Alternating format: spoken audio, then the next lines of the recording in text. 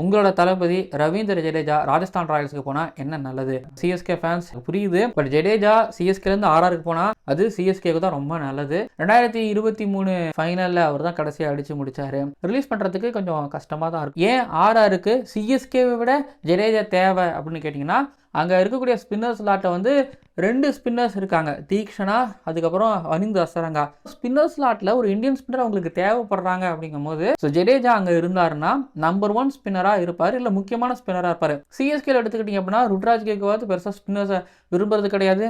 சேப்பாக்கும் ஸ்பின்னர்ஸா ஐயோ அப்படிங்கிற மாதிரி பிச்சும் இருக்குது. ஜடேஜா கடைசியா சிஎஸ்கேவுக்கு எப்போ 4 ஓவர் ஸ்பெல் போட்டிருக்கிறாரு அப்படிங்கிறத யோசிச்சு பார்க்கும் போதும், அவர் சரியா எப்போ யூஸ் பண்ணியிருக்காங்கும் போது பார்க்கும் போதும் இல்ல அவரு சிஎஸ்கே தாண்டி வேற ஒரு டீமுக்கு போனா அங்க நல்லாவும் இருக்கும். அது வந்து பாத்தீங்க அப்படின்னா ஆர்ஆர் இருந்தா இன்னும் நல்லாவும் இருக்கும். பேட்டிங் எடுத்துக்கிட்டீங்க அப்படின்னா ஜடேஜா வந்து இந்த நம்பர் 5ல இறங்குறதுனால டெவால் பிரவிஸோட பொசிஷனும் மாறி போகுது, துபேயோட பொசிஷனும் மாறி போகுது. ஜடேஜா ஆர்ஆருக்கு ஆடினா போன சீசன் ஞாபகம் இருக்கா, கிட்டத்தட்ட ஒரு 5-6 மேட்ச்ல கடைசியில இவங்க அந்த மேட்ச் ஆர்ஆர் ஜெயிச்சிருவாங்க போன டிவி ஆஃப் பண்ணிட்டு தூங்கி எழுந்திரிச்சு பார்த்தவங்களும் ஆர்ஆர் தோக்குறாங்க. கடைசியா ஹெட்மயர் ஜுரல் இவங்களால முடிக்க முடியாம போய் மேட்சஸ் தோக்குறாங்க. அந்த இடத்துல ஒரு ஜடேஜா இருக்கும் போது ஒரு நம்பிக்கை கிடைக்கும். ஸோ ஜடேஜா அங்க தேவை. மேல ஜெய்ஸ்வால் இருப்பாரு, சூரியவன்ஷி இருப்பாரு, ரியன் பராக் இருப்பாரு, துருஜல் இருப்பாரு, ஹெட்மயர் இருப்பாரு. இதுக்கு இடையில ஒரு ரவீந்திர ஜடேஜா ஒரு ஆல்ரவுண்டர், எக்ஸ்பீரியன்ஸ் கேண்டிடேட், ஒரு சாம்பியன் கிரிக்கெட்டர் அங்கே இருக்கும்போது வாவ் அப்படின்னு தானே இருக்கும். ஸோ ஜடேஜா ஆர்ஆருக்கு சிஎஸ்கேவை விட தேவை.